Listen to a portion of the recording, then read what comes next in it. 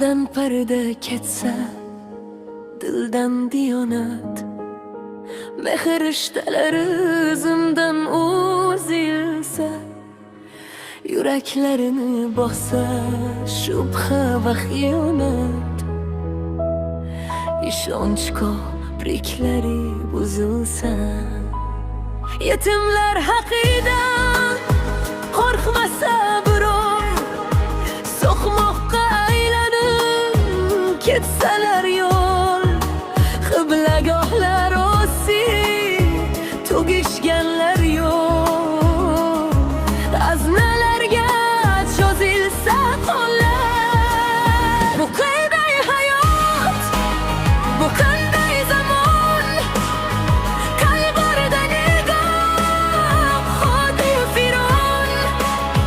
Men qo'y kiraman, eshitdingmi sen? Bu darga yutib bo'lmaydi endi.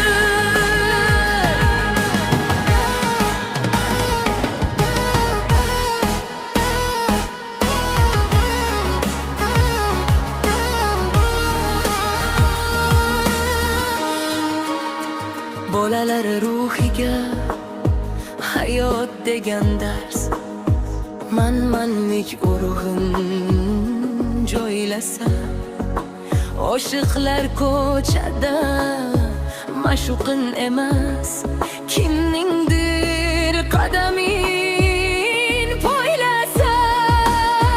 Mening shoirlarim o'ylanim zotlar kabi, bir-birlarin gajib yesalar, minbarlarga chiqsa ko'cha gaplari, andishani